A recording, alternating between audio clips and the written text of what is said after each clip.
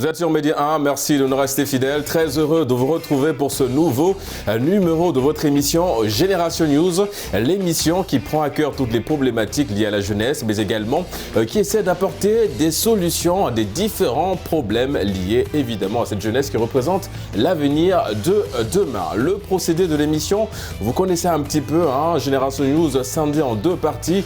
La première sera consacrée au mensonge. Pourquoi aujourd'hui le mensonge est toujours vu comme une chose à ne pas faire? Est-ce que le mensonge aujourd'hui est un frère jumeau de la vérité? Vous en saurez un peu plus en première partie d'émission avec mes invités du jour.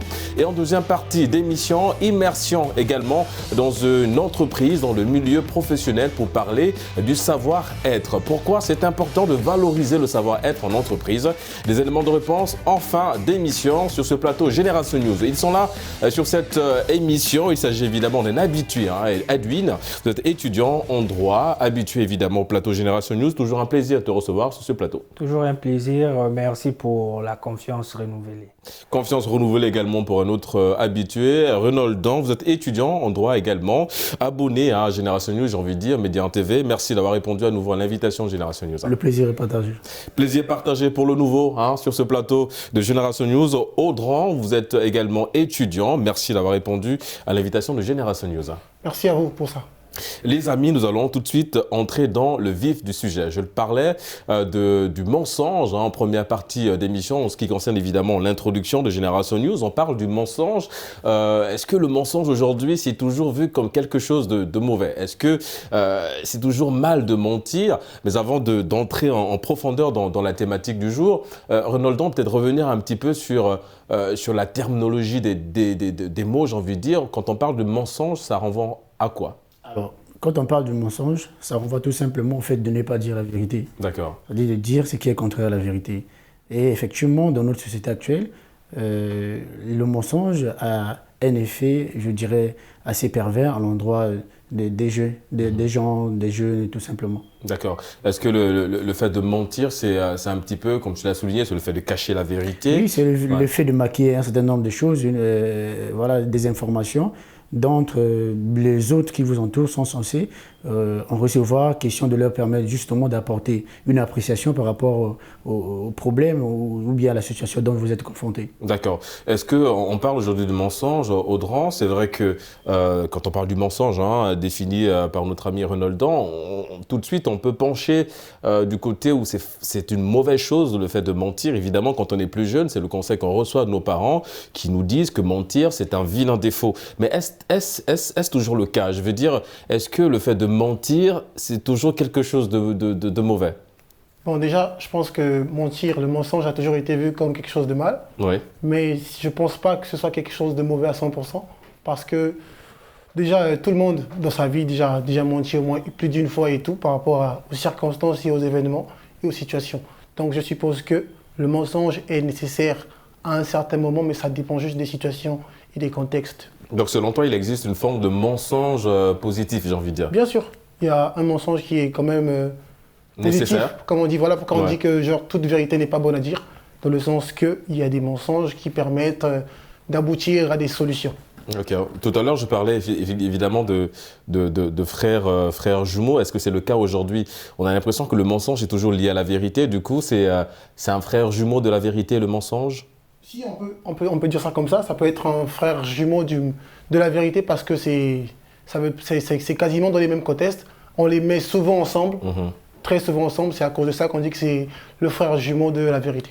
Mentir, c'est quelque chose de mal. En tout cas, c'est ce que on nous dit, ce qu'on apprend évidemment à l'école. Mais quand on grandit, on se rend compte que parfois mentir devient un petit peu nécessaire. Edwin, est-ce que tu t'es déjà un petit peu retrouvé dans ce cas de figure? Mais à quel moment justement mettre en lumière la nécessité du mensonge? Bon, jusque-là, je ne veux pas nager à compte courant par rapport à ce qui a été dit. Je vais rejoindre les autres. D'accord. Mentir, on sait tous que c'est mal. Ça, il ne faut pas se le cacher. Tous autant que nous sommes sur le plateau et ailleurs, nous avons déjà menti au moins une seule fois. Maintenant, ce qu'il faut se poser comme question, c'est de savoir pourquoi est-ce qu'on ment? Qu'est-ce qui peut justifier ce mensonge? Comme Audran le disait, le contexte. Dès qu'on a le contexte, il nous permet de mieux apprécier ce mensonge. À partir de là, on verra si est-ce qu'il était nécessaire de mentir ou on ne pouvait pas avoir recours à une autre alternative? Uniquement de dire la vérité, tout simplement. Voilà, certainement face à la situation à laquelle on est confronté. Donc, c'est un peu ça qu'il faut dire d'entrée de jeu. Et du coup, pourquoi on est poussé à mentir? Mais pourquoi on est poussé à mentir? C'est comme je l'ai dit, tout dépend des contextes et tout dépend des situations auxquelles une personne peut être confrontée. D'accord. C'est-à-dire, si vous êtes face à un danger, par exemple, où vous n'avez comme seul recours que le mensonge, ben vous serez contraint de le faire, donc de mentir. Mais si c'est par rapport aussi, pas forcément le danger, vous pouvez aussi avoir une situation où vous traversez, j'ai envie de dire, une certaine période difficile. Vous avez certainement besoin de ressources. Vous avez essayé d'entreprendre certaines démarches qui n'ont pas abouti. Donc, pour vous, l'ultime choix, c'est le recours au mensonge. D'accord. Est-ce que le fait de mentir, on ne s'emprisonne pas un peu quelque part dans une forme de zone de confort où on pense que le fait de mentir tout le temps, c'est vrai que ça peut sauver des situations assez difficiles, mais est-ce que le fait de mentir, on ne s'enferme pas quelque part, surtout quand on sait qu'il y a évidemment cet adage en Afrique qui dit que le mensonge prend l'ascenseur et la vérité prend l'escalier, mais la finalité, c'est que la vérité finira toujours par sortir. Est-ce qu'il n'est pas plutôt simple de dire la vérité que de mentir, quand on sait que mentir, c'est nous enfermer dans une zone de confort qui est plutôt pas très confortable? Tout à fait, je suis d'accord avec vous, parce que je ne partage pas le point de vue de mes confrères ici présents. D'accord. Qui consiste à dire que ça dépend du contexte et on peut mentir lorsque on est dans une situation assez compliquée. Et je ne soutiens vraiment pas cette position-là. On est curieux de savoir pourquoi. Voilà, le bon sens est la chose au monde la mieux partagée, vous le savez tous. Malgré la situation, ce n'est pas parce que vous êtes confronté à une certaine situation que vous êtes obligé de mentir. Parce que lorsque vous mentez, quelle est cette image-là que vous vous donnez, que vous dégagez de vous-même? Est-ce que vous vous sentez à l'aise lorsque vous divulguez des informations qui sont fausses? Non. Moi, je pense que dans toute situation, le mieux serait de s'efforcer à dire la vérité. Peut-être pas la vérité absolue, mais dire la vérité qu'on a de la situation ou qu'on a d'une certaine information. Et comme on dit, une faute avouée est à moitié pardonnée. Donc, je ne vois pas dans quel contexte nous serons obligés de démentir quelquefois pour dire, voilà, je n'avais pas le choix. On a toujours le choix. Voilà, donc, on a toujours le choix. Peut-être que d'autres ont opté pour le choix de mentir. Oui, à partir de ce moment d'où on pense que c'est mauvais. Ouais. Parce que qui aimerait qu'on puisse lui mentir lorsqu'on a besoin d'une certaine information? Mais parfois, c'est un peu difficile. Audran, face à certaines situations, on prend le cas d'un couple où il y a eu la tromperie. Ça va être un peu très difficile quand on sait que si on dit la vérité, derrière, il peut y avoir des répercussions qui ne sont pas super intéressantes. Donc, du coup, le mensonge devient un peu comme la solution par excellence. Déjà, dans les histoires de couple, je pense que, déjà, comme vous avez dit, le mensonge est à ce moment-là, je pense, l'arme la plus efficace dans le sens où, déjà, les couples et les relations, on est tous au courant que la gente féminine n'aime pas la réelle vérité et sont toujours attirés par le mensonge et préfèrent mieux avoir une fausse vérité qu'un vrai mensonge. Donc, non, mais laissez-moi parler. Je n'ai pas fini, tu me coupes. Donc, du coup, je disais, c'est un peu ça par rapport au couple. Et dans le couple, c'est quoi? Le problème, c'est que si dès le début, vous n'avez pas de dialogue par rapport à ça, je pense qu'à un certain niveau, tu seras obligé de mentir à la partenaire parce que si tu sors avec un tel ou avec un tel et que si elle apprend à partir de là, à ce moment-là, votre couple il est gâché, vous n'aurez plus de solution, du coup ça va être des disputes et tout. Donc le mieux à faire, c'est d'essayer de mentir, mais garder le fait d'avoir toujours une vérité à lui dire en face. D'accord. Donc sur le coup, le mensonge, ça devient juste une arme pour apaiser un petit peu la tension. Pour apaiser. Et que derrière, il va falloir revenir un petit peu sur la vraie raison, c'est-à-dire donner la vérité, tout simplement, pure et simple. Et on rappelle au passage que mentir, évidemment, les enfants qui nous regardent, Génération News, mentir, c'est un gros défaut, mais dans certaines situations, visiblement, c'est le contraire. C'est la raison pour laquelle on échange un petit peu sur cette thématique. Oui, Renoldan, tu voulais rebondir sur un point? Oui, bon, heureusement qu'il s'est rattrapé à la fin pour dire que plus tard, il souhaitait en fait dire la vérité. D'accord. Déjà, je m'excuse de t'avoir interrompu. Oui. Bon, déjà, également, le mensonge, un couple qui vit sur le mensonge et voit l'échec. Là, nous sommes tous d'accord. C'est pas parce que tu as menti aujourd'hui que cela va permettre justement que vous puissiez évoluer dans votre relation. Le mieux serait d'apaiser les esprits, et dire clairement à l'autre qu'est-ce qui s'est passé, pourquoi vous avez eu à faire telle ou telle chose. Et de surcroît, il faudrait vraiment faire une promesse que c'est parce qu'il y avait une situation qui m'obligeait à faire telle situation. Dorénavant, si c'est dû à la faute de ton partenaire, à partir de ce moment, celui-ci ou celle-là va donc chercher à réunir des moyens afin que tu ne puisses pas dorénavant être appelé à poser un certain nombre d'actes qui vont mettre en péril donc votre couple. Voyez-vous. Donc il faudrait bannir le mensonge dans le couple. Le mieux serait de dire la vérité. Peu importe, on dit souvent la vérité blesse mais elle soigne. D'accord. Oui, mais après, si c'est difficile à soigner derrière, c'est un peu compliqué. Mais oui, évidemment, c'est pour aller dans le même sens que toi, mon cher Renaldon. Edwin, on parle du mensonge. Tout à l'heure, je parlais un peu du fait de mentir et de s'enfermer dans cette zone un peu sombre, parce que quand on ment, on accumule en général les mensonges, parce que après, ça devient difficile de dire la vérité. Un premier mensonge entraîne un deuxième, un troisième, un quatrième. Ensuite, on se retrouve avec une flopée de mensonges. Et là, ça devient un peu difficile d'aller dans l'optique de dire la vérité.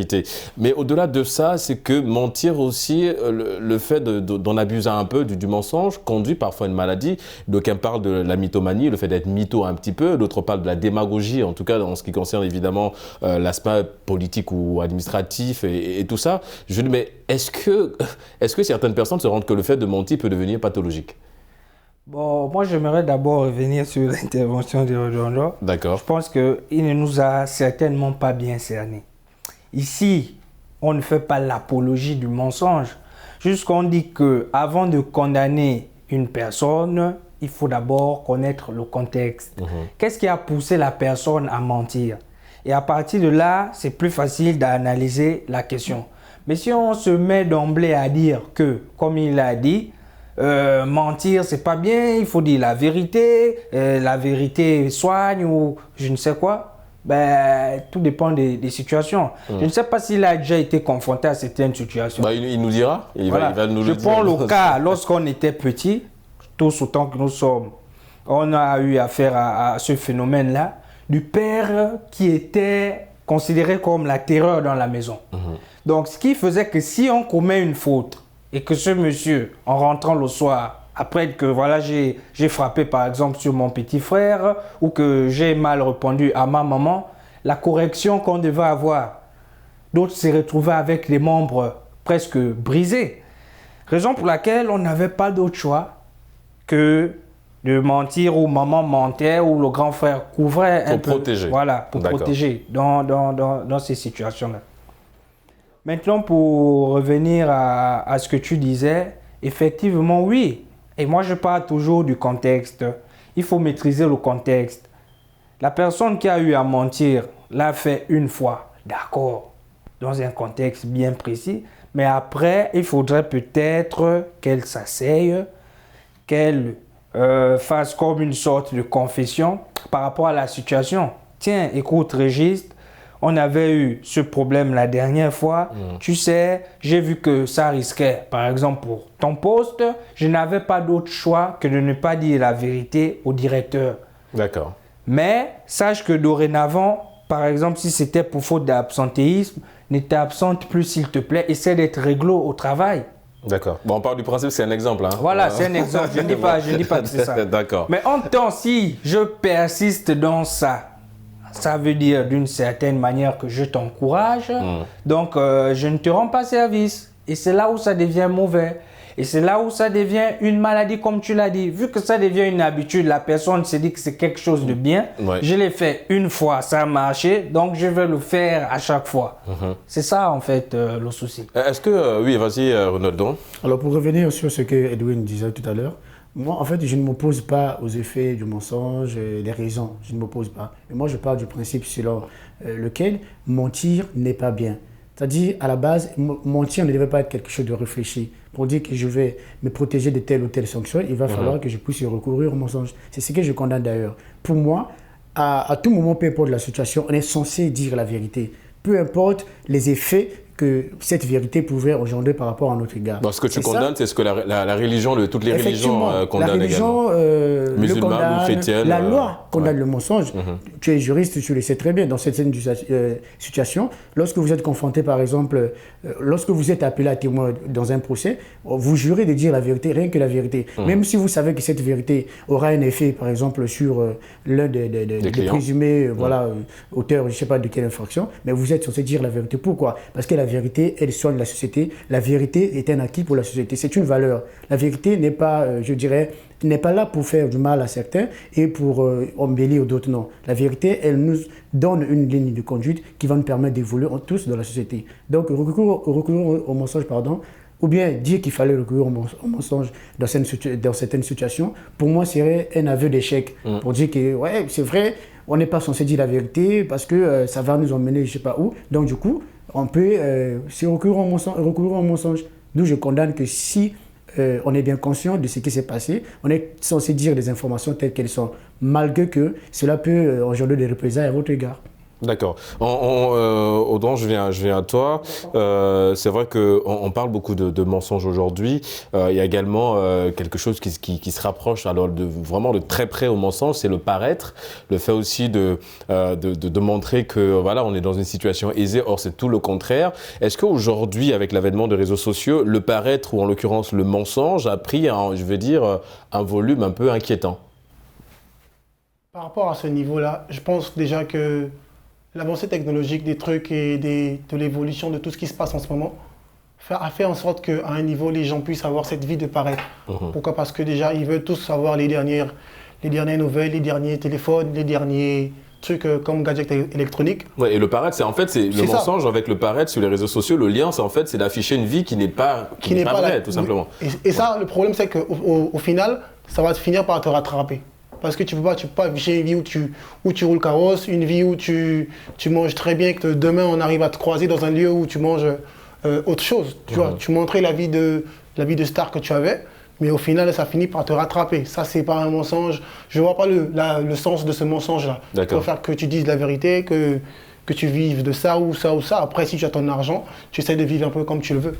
D'accord. Edwin, est-ce qu'aujourd'hui, toi également, tu fais ce constat qui part du principe que plus jeune, je l'ai encore souligné, et tu l'as souligné, on a tous été confrontés à une situation où on était obligé de mentir. Est-ce que le fait de mentir aujourd'hui, ça fausse un petit peu l'éducation de nos parents, entre parenthèses évidemment, parce que évidemment nos parents étaient dans une optique de nous dire le mensonge c'est mal, ne le faites pas. D'ailleurs on insiste là-dessus, le mensonge c'est pas forcément quelque chose d'assez intéressant, mais c'est toujours bien de décortiquer un petit peu la notion pour comprendre pourquoi certaines personnes sont emmenées à mentir. Est-ce que mentir, c'est revoir, sinon annuler quelque part l'éducation reçue de nos parents? Bon, en quelque sorte, oui.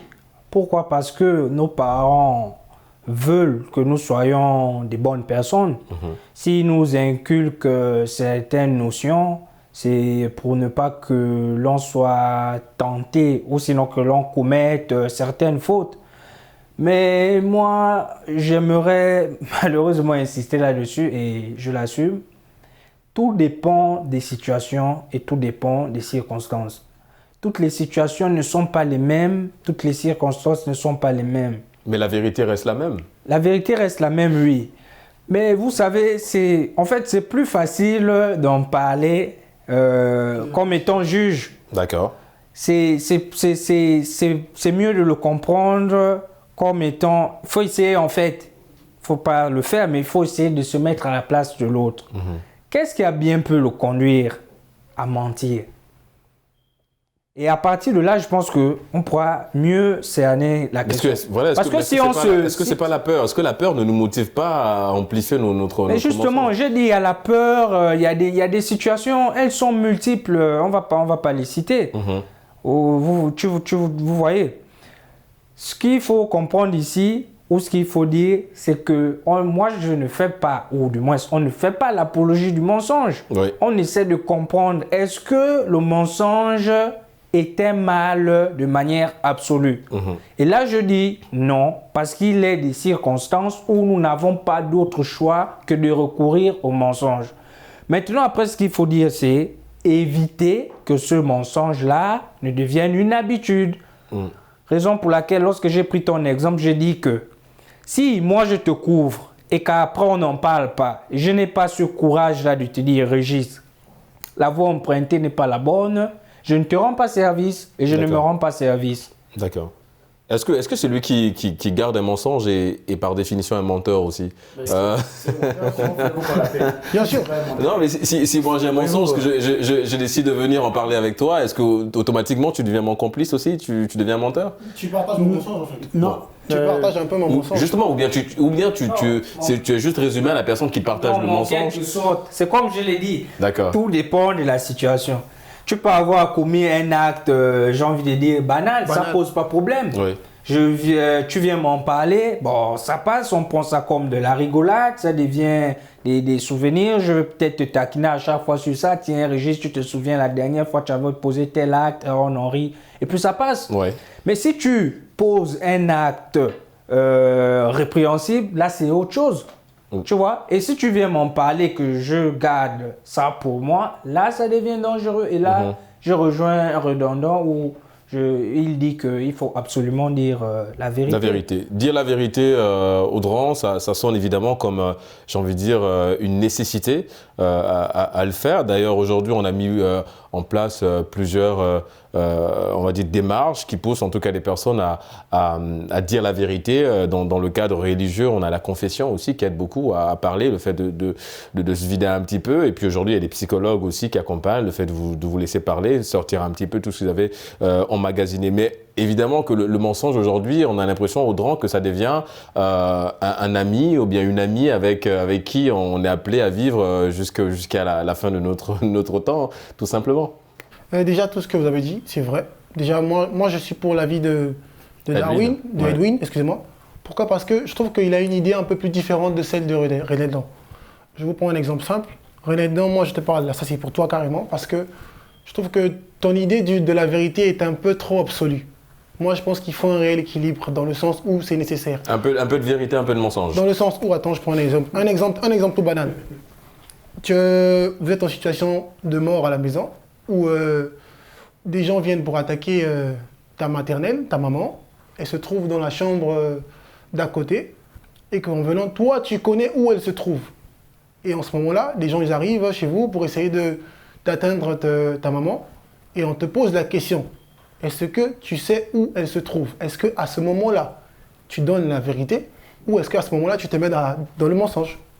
Ouais. C'est ça ma question. Bon, c'est vrai, l'exemple, lui, tu as le droit de rebondir, évidemment, mon cher. Déjà, ça, c'est pas une. On ne peut pas considérer ça comme étant le mensonge. C'est quoi alors? Lorsque vous êtes appelé à livrer une personne pour qu'elle soit abattue sauvagement, et que vous refusez de le faire parce que vous n'êtes pas une personne qui pourrait supporter cet acte ou assister à une telle action, c'est pas le mensonge. Vous êtes en train d'exercer le droit de protection. Vous protégez la personne. Ça, c'est pas le mensonge. Vous protégez la personne en utilisant le mensonge. Ça, c'est la protection carrément. C'est pas, là, tu ne fais pas usage. Est-ce que c'est pas un mensonge? Est-ce que c'est pas un mensonge voilé? C'est-à-dire, on t'oblige à divulguer une information. On t'oblige. On ne te demande pas en toute liberté de donner. Est-ce que c'est là la différence, selon toi? La différence, c'est ça. La différence, c'est quoi? L'obligation. C'est l'obligation. On vous oblige à livrer une personne pour qu'elle soit abattue. Mais est-ce que le fait de mentir, on ne s'oblige pas soi-même de ne pas dire la vérité? Donc, si on part du principe que le mensonge, bien mentir, appelle à une forme d'obligation, mais le fait de mentir, on est obligé nous-mêmes à le faire. On s'oblige nous-mêmes à mentir. Sinon, on peut dire la vérité. De toute façon, on a le choix. C'est un problème de subconscient, en fait. Ça se passe dans la tête. Personnellement, vous avez fait un acte malsain. Vous avez posé un acte malsain.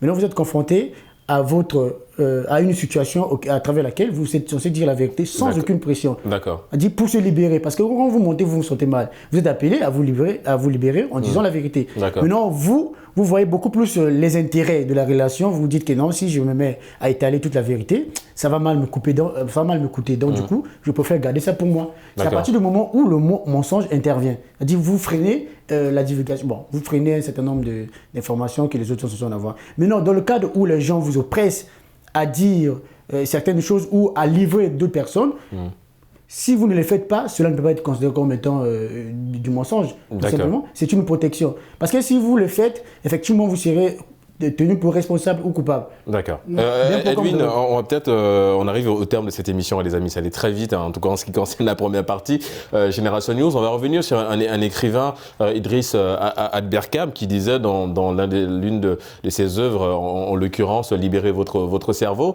il disait en fait, je cite, qu'aujourd'hui on vit dans une société où le mensonge a pris de l'ampleur. Le plus important aujourd'hui, c'est de demander à la société de faire un choix entre la vérité ou le mensonge. Mais ce qui est sûr, c'est qu'aujourd'hui, on est tous un petit peu des menteurs ambulants, parce que pour les hommes, lorsque tu décides de faire la cour à une femme, il y a un peu de mensonge. Lorsque tu décides même d'aller dans des entretiens, il y a un peu de mensonge parfois. Dans les CV, on nous dit que vous parlez de l'anglais, vous êtes incapable d'aligner 2 mots en anglais lors d'un entretien. Donc, est-ce qu'aujourd'hui, on peut affirmer en quelques mots, avant de clore cette première partie, Edwin, que le mensonge, en tout cas, vit en nous et que ça va être très difficile aujourd'hui de se détacher un petit peu de ce mensonge quand on sait aussi l'utilité nécessaire de ce petit mensonge-là, j'ai envie de dire. Mais l'auteur l'a si bien dit, donc j'ai pas grand-chose à rajouter. Le mensonge est une mauvaise chose. Mais malheureusement, il est des cas où nous n'avons pas d'autre choix que de recourir au mensonge. Et en parlant de mensonges, les amis, on marque une courte pause. On se retrouve dans la deuxième partie pour parler du savoir-être en entreprise, le milieu professionnel. À tout de suite sur Médien TV.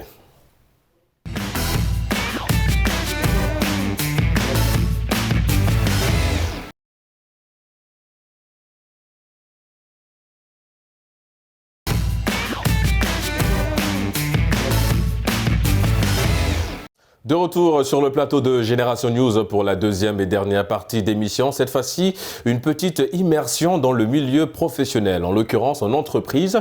Qu'en est-il du savoir-être et même du savoir-vivre? Mais pour le coup, nous allons nous arrêter sur le savoir-être. Edwin, on parle du savoir-être, mais déjà comme en première partie, on va camper le décor. Ça renvoie à quoi, le savoir-être? Ça reste une notion plutôt assez éclectique et assez large, mais on va essayer de résumer. Bon, pour faire simplement, il faut dire que lorsqu'on parle de savoir-être, cela englobe deux sujets, j'ai envie de dire, ou 2 expressions. D'abord, savoir. Savoir ici renvoie à tout ce qui est aptitude, tout ce qui est compétence, tout ce qui est manière de faire, manière de se tenir. Et quand on colle avec être, ça renvoie donc à la personne. Ce qui veut dire que savoir-être nous renvoie à l'attitude adoptée par une personne, sa manière d'être, sa manière de se tenir dans un environnement. Et là, c'est en termes d'environnement, pour le coup, en ce qui On a concerne évidemment, choisi c'est l'entreprise. Voilà. Du coup, pourquoi c'est important de magnifier, de mettre en lumière ce savoir-être en entreprise? Ben, parce que tout simplement, il faut savoir que lorsqu'on parle d'entreprise, on parle d'organisation. Et qui dit organisation dit règlement. Donc, lorsqu'on met en place des règles, c'est pour que les choses se fassent de sorte à ce qu'il n'y ait pas de conflit, j'ai envie de dire. De sorte à ce que tout soit normé. Et si les acteurs qui doivent mettre en place du moins respecter ce règlement, ne le font pas, ça pose problème. Et ça va se faire sentir dans la manière de faire, d'agir et dans le fonctionnement de la structure qui est l'entreprise. Est-ce que c'est facile d'appliquer un petit peu ce savoir-être en entreprise, Renoldan, quand on sait que, évidemment, l'entreprise, c'est la composition de plusieurs choses. Voilà, il y a des employés, mais chaque employé vient avec un comportement, avec une façon de vivre. Et là, on nous dit que dans une entreprise, il faut avoir un savoir-être uniforme, j'ai envie de dire. Est-ce que c'est un peu, est-ce que c'est facile de s'adapter à ça, quand on sait qu'on a sa manière d'être et de vivre un petit peu? Non, pas du tout. Déjà, comme l'a su bien le définir Edwin, il a dit que une entreprise ici, on peut la considérer comme étant une plateforme où sont réunis un certain nombre de personnes et des moyens techniques. Non. Parlons justement de cet assemblage-là, comment est-ce que cela peut s'effectuer. Et c'est pas du tout, ça ne se fait pas avec beaucoup de facilité, d'autant plus que chacun vient d'un environnement différent, a reçu une éducation différente.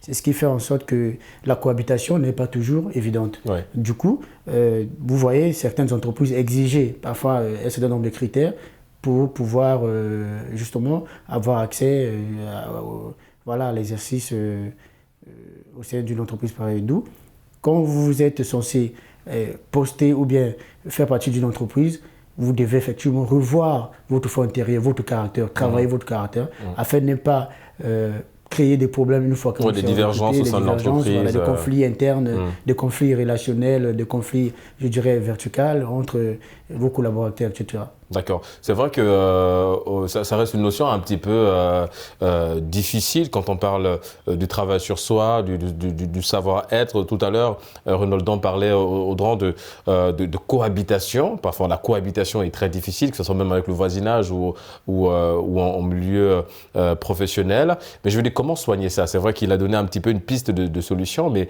c'est pas la solution par excellence. Comment soigner une cohabitation en milieu professionnel pour justement installer ce savoir-être entre collègues? Premièrement, il faut connaître comment travailler sur soi, et essayer de s'adapter par rapport au milieu.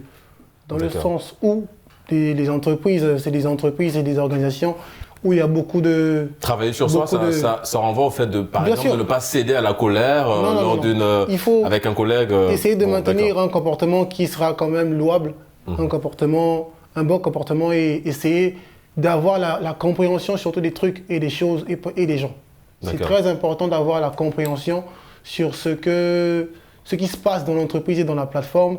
Essayer de communiquer pour éviter d'avoir des mauvais dialogues et tout. Et essayer vraiment de se maintenir aux règles de la plateforme ou l'organisation. Edwin, est-ce que le fait on parle du principe de soi-même, on parle du travail sur soi, est-ce que le fait d'être quelqu'un qui est plutôt à l'aise avec le fait de vivre en société, ce savoir-être là, en quoi c'est un outil, en quoi ça devient un avantage pour soi dans une entreprise par exemple? Mais justement parce que, comme tu l'as dit, ça développe une certaine facilité. Lorsqu'on n'est pas renfermé, on est plutôt ouvert, on facilite le contact avec les autres. Ce qui fait que si on adopte une certaine attitude, je ne vois pas pourquoi celui qui est en face ou notre collaborateur, à moins qu'il ne soit de mauvaise foi, n'adopte aussi lui une attitude contraire. Bien évidemment, ce qu'il faut d'abord savoir, c'est que tout part du respect. Lorsqu'on se respecte soi-même, on respecte autrui. Et donc, si on respecte autrui, on se dit qu'il y a une certaine manière d'être avec l'autre, il y a un certain comportement à adopter. Dès qu'on a compris ça, on met tout en œuvre pour faciliter, comme Audran l'a dit, la communication. Et là, je pense que dès que la communication elle est établie, je ne vois pas pourquoi il devrait y avoir conflit entre personnes dans la société. Le conflit n'est à quel niveau? C'est justement parce que si moi, je viens avec mon comportement, je ne le soigne pas, je me dis que, par exemple, la manière de travailler qui est la meilleure, c'est la mienne, celle de Renoldan ou d'Audran n'est pas la bonne, là ça pose problème. Il faudrait que je comprenne que moi j'ai une manière de travailler, mais que les autres aussi ont la leur. Donc il faudrait peut-être souvent discuter. Renoldan, comment est-ce que tu procèdes souvent par rapport à tel dossier? Lui, il va me dire que voilà comment je fais. Et moi aussi, je vais dire, bon, voilà comment je fais. Et là, on essaie de trouver le juste milieu pour harmoniser le travail. Donc, si je comprends bien, le savoir-être peut avoir un impact considérable sur le travail de l'entreprise, en fait. Il a su si bien le dire que la cohésion au sein d'une entreprise, ou bien le savoir-être, participe également à la croissance de l'entreprise, c'est-à-dire la performance. Quand vous êtes une équipe solide, vous vous entendez, vous vous respectez, à partir de ce moment, le travail ne peut qu'apporter des très bons résultats.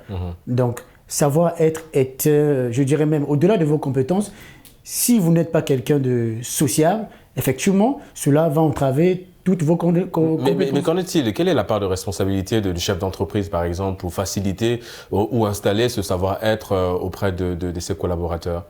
Parce qu'on a l'impression que dans certaines entreprises, il y a toujours un peu cette barrière qui existe entre le chef de l'entreprise, entre le directeur de l'entreprise et ses collaborateurs. Je n'ai pas envie d'utiliser employés, parce que évidemment il y a la hiérarchie certes à respecter, mais est-ce que les chefs d'entreprise ne gagneraient pas justement à être un peu plus flexibles dans le sens d'aller effectivement au contact des collaborateurs, de briser un petit peu cette glace et d'installer ce savoir-être, cette béatitude dans l'entreprise? Oui, effectivement. Dans ce cadre-là, le chef de l'entreprise, il est appelé à donner l'exemple.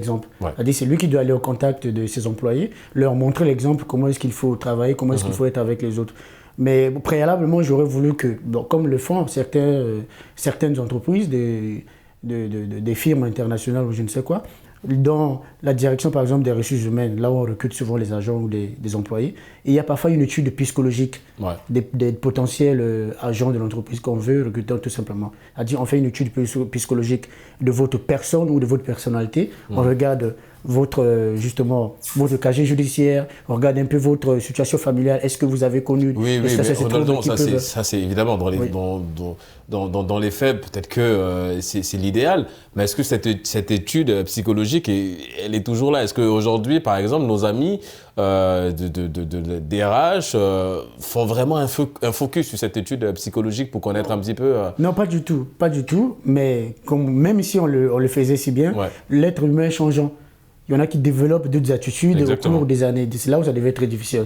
Donc l'idéal serait que si vous ne voulez pas créer des conditions ou bien un climat conflictuel au sein de votre entreprise, ou si vous ne voulez pas être demain renvoyé de l'entreprise, l'idéal serait d'abord de travailler, comme Rodolphe l'a dit, sur sa propre personne, sa capacité à se contenir. À faire preuve d'empathie, à comprendre les autres, justement à appliquer des règles de bienfaisance ou de bienveillance et tout simplement. D'accord. Du coup, Edwin, si on comprend bien, évidemment que le savoir-vivre, le savoir-être, c'est deux notions qui se rejoignent un peu, certes, mais qui sont tout aussi éloignées. Et bon, moi je dirais pas très éloigné, parce que être renvoie directement à la personne et vivre, disons plutôt à l'environnement. Mais une personne ne vit pas isolée ou en autarcie, elle vit dans un environnement précis. Donc du coup, il faut avoir les deux notions simplement. Oui, il faut avoir le savoir-être et le savoir-vivre. Et peut-être rajouter le savoir-faire aussi. Tout à fait, vu que ce qui nous conduit à l'entreprise. D'accord. C'est vrai, Audran, on parle de savoir-être, ça c'est peut-être au niveau de l'entreprise. Est-ce que c'est une notion aussi qu'on apprend un petit peu dans le cercle familial? Est-ce que papa, au moment, a déjà un petit peu cette envie d'installer ce savoir-être, de se dire, ok, écoute, Audran, tu es appelé demain à être chef d'entreprise ou à travailler, voici comment tu dois te comporter lorsque tu seras en entreprise? Bien sûr, tout dépend surtout de l'éducation que tu reçois. Je pense qu'il y a des familles qui prennent le temps de prôner en tout cas la bonne éducation aux enfants. Ils essaient d'inculper les valeurs vraies, de leur inculper comment rester avec les gens, le fait d'être indulgent à des moments où il faut, le fait de la compréhension de la personne, parce que déjà, tout le monde ne peut pas être pareil et vous ne pouvez pas tous avoir toujours les mêmes opinions par rapport à des avis. Donc pour ça, je pense qu'il faut déjà avoir un bon respect de soi et puis une bonne éducation pour pouvoir facilement s'intégrer dans ce type de milieu-là. D'accord. Elle s'appelle comment, maman? Maman, elle s'appelle Victorine. D'accord. On salue maman Victorine. Oui, Ronaldo. Et tout cela se passe dans les choses un peu simples. C'est-à-dire, on vous apprend quand vous arrivez en retard au sein de la structure, soit vous vous excusez, vous dites bonjour aux autres. Vous n'essayez pas de déranger les autres quand tu travailles. Vous n'essayez pas de créer un climat, je dirais, de divagation. Oui, parce que si l'autre est en train de travailler, toi, tu veux écouter de la musique. Voilà, tu veux à chaque fois lui montrer une image que tu avais sur l'Internet, etc. Tu veux emmener... tu veux venir soit faire ton petit commerce au sein de la structure, c'est tout ça qui renvoie à un climat d'inquiétude et de tension au sein de la structure et par conséquent, cela est très mauvais, c'est déconseillé. D'accord. Edwin, est-ce que vous avez déjà été confronté à une situation où malheureusement votre savoir-être vous a échappé un petit peu? Bon, après, il faut dire que, comme Redondon l'a dit, l'homme est changeant. Mais après, c'est pas... il faut dire d'abord que l'être humain ne se connaît pas assez. Et tout dépend, moi j'aime le dire, de la circonstance ou de la situation qui est en face de lui. Il m'est arrivé de sortir de moi, comme on dit. Pourquoi? Parce que la personne en face ne s'est pas bien comportée. Et du coup... on essaie toujours d'abord de communiquer, d'essayer de se faire comprendre, de trouver intérêt d'entente. Mais il se trouve que lorsque tu as une personne en face de toi qui est plutôt très têtue, c'est difficile. Donc du coup, on n'a pas d'autre choix que d'avoir recours à... une forme un peu différente. Une forme un peu différente de communication. Voilà, on met un peu le côté pacifique de côté. Mais tout en n'allant pas très très loin aussi, il faut le souligner. D'accord. Mais c'est quoi la démarche après? Je veux dire, on fait quoi? On va vers le collègue, on présente des excuses, on essaye de... Bon, moi, je ne suis pas dans le monde du travail. Je suis encore étudiant. Mais c'est des choses qui arrivent aussi au niveau de l'école. Lorsqu'on est confronté à des travaux de groupe, on sait tous comment ça fonctionne. Il n'y a que 2 ou 3 qui participent. Ouais. Et il y a d'autres qui sont quasiment invisibles ou absents. Ils n'attendent que le jour du rendu pour se présenter et prétendent avoir participé au travail. Donc, il arrive que lors des discussions, moi j'ai une façon de travailler qui est laquelle? C'est que moi je me dis, lorsqu'on nous confie une tâche, je ne suis pas le plus intelligent, l'autre n'est pas plus intelligent. Pas que je remets en cause ses capacités, mais j'estime que c'est un travail de groupe. Donc, tout le monde doit participer. Mais il y a malheureusement des personnes qui sont là, assises, qui se disent que bon, vous travaillez parce que vous avez souvent les meilleures notes. Travaillez, moi je vais juste prendre, vous allez juste me donner une partie à présenter. Et c'est là où j'ai souvent dit aux gens, non, moi je veux que chacun dise quelque chose, que le travail soit construit autour du groupe. Pas que l'on se mette à travailler à 2 ou à 3 et que les autres viennent juste nous subir. C'est là où naît souvent l'incompréhension et bon, malheureusement, des mots volent en éclats, mais après, comme c'est un travail, je l'ai dit, on essaie de s'asseoir avant de le présenter et de se dire que bon, voilà ce qui est arrivé, mais il faudrait plus que ça arrive. Désormais, essayer d'être plus participant. Voilà. Et Audran, toi, tu as déjà été dans le milieu professionnel? Non, pas encore. Pas encore. Bon, et les gars, vous attendez quoi? Il faut On va se peut-être vous bouger un petit peu là, c'est le moment. Renaldan, mais évidemment, c'est tout le mal que je vous souhaite, hein, que vous soyez intégré dans une entreprise. C'est vrai que le savoir-être, vu comme ça un petit peu, ça devient quelque chose de plutôt simple, mais très difficile à mettre en place, parce que vous avez parlé du travail sur soi, c'est de pouvoir, j'ai utilisé l'expression d'Edwin, d'éviter de sortir de soi-même, parce que ça peut emmener à des conséquences un peu plus lourdes et néfastes pour soi-même et pour son travail. Mais l'entreprise, évidemment, l'entreprise a des règles. La preuve, lorsque vous ne respectez pas ces règles, on parle de licenciement ou autre chose. Ce qui fait que le savoir-être, ça devient primordial, j'ai envie de dire, lorsqu'on est en entreprise. Oui, le savoir-vivre ou le savoir-faire au sein de l'entreprise, c'est quelque chose de très primordial. Déjà, à la base, moi, c'est comme je l'ai dit tantôt, c'est une qualité très essentielle. Lorsque vous êtes appelé à travailler dans le monde professionnel, vous êtes effectivement appelé à faire preuve de savoir-faire, savoir-être. Voyez-vous, pour ne pas mettre en péril, même si vous êtes intelligent que vous soyez, dès lors que vous ne vous comportez pas bien au sein de la structure, à partir de ce moment, toutes vos connaissances ne seront pas, je dirais, mises au service parce que vous n'aurez pas le temps de bien les exprimer parce que vous serez licencié comme vous l'avez dit. Effectivement, il faudrait faire preuve de déontologie. Vous êtes un professionnel, vous devez faire usage justement des acquis, je dirais, de votre faculté morale pour ne pas entraver la bonne marche de l'entreprise. Alors, certaines personnes invitent à un suivi médical pour un professionnel. Alors, c'est vrai, on dit comme ça, on a l'impression que c'est un peu grave dans le sens où la personne est un peu malade. Mais je veux dire, parce que tout à l'heure, vous avez parlé du travail, de travailler soi-même d'abord, son fort intérieur. Est-ce que ce travail va nous pousser justement à être un peu plus, on va dire, de relativiser un peu en ce qui concerne certaines situations. Edwin, est-ce que un suivi, ça sonne aussi comme une solution pour ces personnes, par exemple, qui ont du mal à se retenir et qui sont beaucoup plus dans cette formule, cette équation qui appelle action-réaction en entreprise? Est-ce que le fait de suivre, par exemple, un psychologue, ça peut aider aussi en entreprise? Oui, mais justement, comme je l'ai dit, que le véritable problème ici, c'est d'amener la personne à se canaliser. Ça nous renvoie un peu à l'exercice que ce qu'ils font les arts martiaux se donnent, c'est-à-dire la maîtrise de soi. En réalité, c'est un problème de maîtrise de soi. Ouais. On peut avoir toutes les capacités, on peut avoir toute l'intelligence, mais si on n'arrive pas à se maîtriser, ça devient compliqué. Et du coup, comme tu le dis, avoir recours à un professionnel tel un psychologue, ça peut aider parce que ça permet de se libérer, ça permet d'évacuer. Mais je pense qu'il y a autre chose aussi. Et certaines entreprises ont compris cela, c'est la communication. Ouais. Parce que plusieurs conflits naissent du manque de communication dans les entreprises. Les gens ne communiquent pas.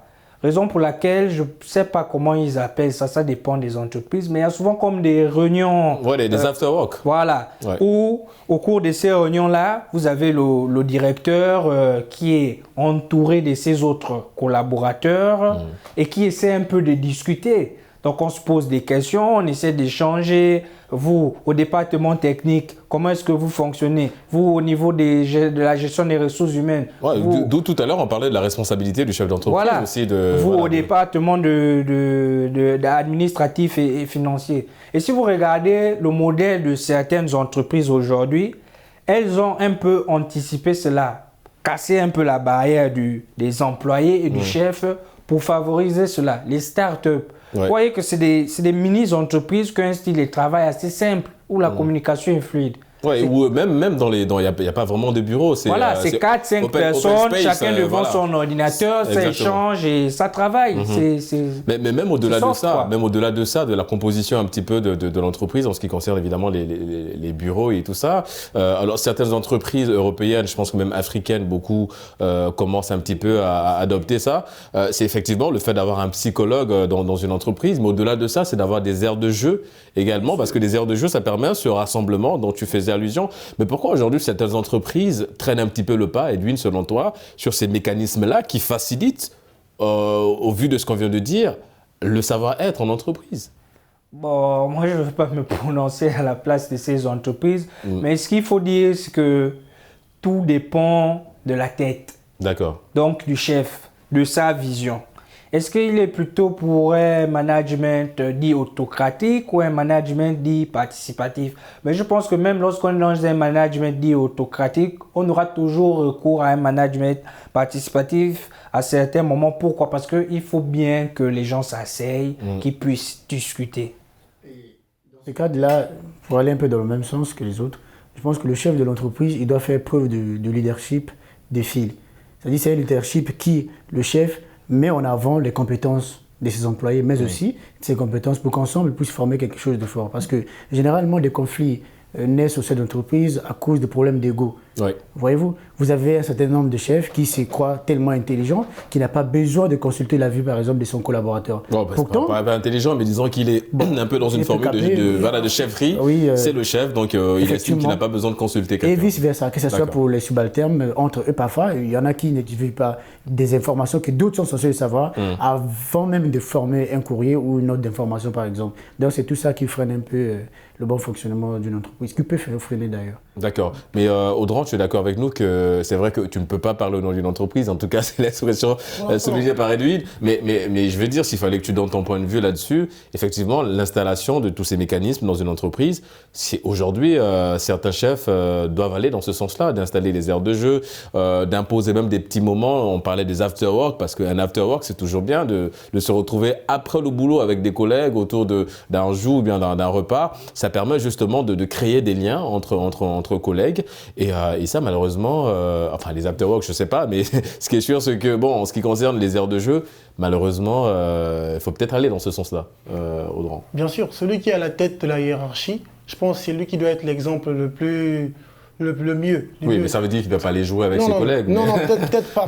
Peut-être pas dans ce sens-là. C'est-à-dire qu'il doit avoir une éthique de travail, c'est-à-dire comment savoir gérer ça, de passer de boulot à flex, c'est-à-dire un moment où vous êtes un peu plus dans le travail, un moment où vous êtes plus détendu, un moment où vous proposez des activités. Ouais, de toute façon, il y a un moment où tu es obligé de montrer que c'est toi le chef, mais l'autre moment, il faut montrer que au-delà d'être le chef, je peux être le collaborateur, le frère, l'ami. Le constat personnel que j'ai fait est que dans la plupart des entreprises où on ne trouve pas de psychologues, ce sont souvent des entreprises qui sont gérées par les Africains. Africains comme nous, parce que nous, en Afrique noire, on a un peu cette tendance à banaliser un peu des psychologues, les sociologues. Je dis, ce sont les gens de moins importants, voilà. voilà. Un Africain, tu lui renvoies chez un psychologue, tu dis mais tu es malade, tu as un problème avec moi, viens me parler, je n'ai pas besoin d'aller voir un psychologue pour, je sais pas quoi, un problème. C'est vrai que de façon générale, on a un peu une notion très péjorative du psychologue, parce qu'en fait, on a. Si quelqu'un te dit, tu dois aller voir un psychologue, c'est comme si tu étais des fous. La connotation, elle est autre. Ouais, elle est autre la connotation en Afrique en ce qui concerne évidemment le psychologue. C'est vrai que beaucoup ne sont pas très à l'aise à l'idée d'aller consulter ce génie de la médecine. Il y a plusieurs méthodes. Aujourd'hui, il y a des applications. Il y a des applications de méditation qui peuvent te permettre de. C'est vrai que la méditation, ça permet justement de se contenir un petit peu. Alors, il y en a qui utilisent qui font du yoga aussi. Bien sûr. Tout ça, c'est de la méditation. Si. Mais après, c'est vrai qu'on n'est pas très à l'aise avec la pratique. On n'est pas trop dans ça. Je vois mal Edwin faire du yoga. Mais si ça se trouve, peut-être qu'il fait du yoga. Je médite beaucoup. Moi, je médite. Après, moi, je pense que ce que tu disais, Régis, c'est très important. C'est-à-dire, il faudrait que les entreprises aillent dans ce sens. Oui. Parce qu'il y a des chefs qui ont compris ça.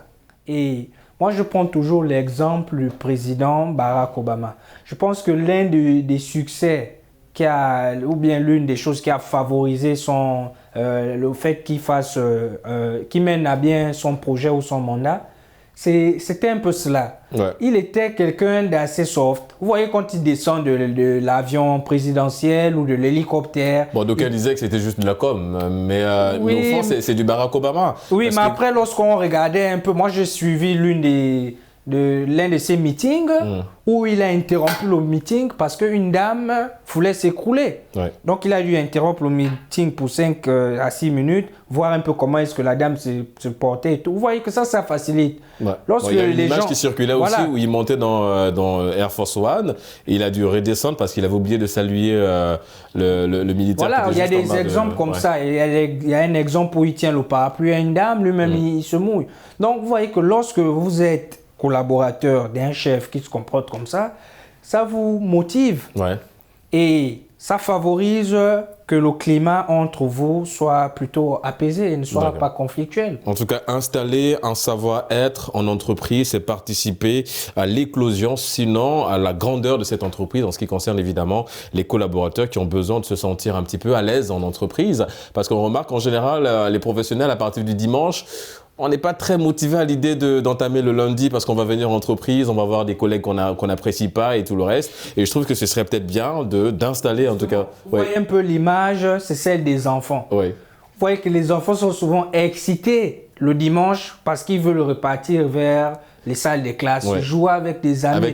Donc on va avoir la même attitude en fait. Oui, mais malheureusement ce n'est pas le cas. Ce n'est pas le cas pour certains parce qu'ensuite il faut pas l'affirmer, il faut évidemment relativiser. Les amis, c'est la fin de cette émission Génération News. Ça allait très vite. Merci pour vos analyses. En tout cas, l'émission a été très très très intéressante. Renoldan, ça a été un plaisir de te recevoir à nouveau sur le plateau Génération News. Je rappelle que tu es étudiant en droit. Merci d'avoir répondu à l'invitation Génération News. Edwin, ça a été un plaisir à nouveau. Merci d'avoir répondu à l'invitation de médias, étudiant en droit. Merci d'être des nôtres sur ce plateau Génération News. Audran, première participation. Écoute, tu reviens quand tu veux. Génération News, c'est la famille, c'est la maison. Média TV également. Merci d'avoir répondu à l'invitation de Génération News. Les amis, c'est la fin de cette émission, vous l'aurez compris, merci de l'avoir suivi. Évidemment, on se donne rendez-vous samedi prochain pour d'autres thématiques liées à la jeunesse. Et n'oubliez pas, d'ici là, quoi qu'il arrive et quoi qu'il advienne, gardez le sourire en compagnie de nos programmes.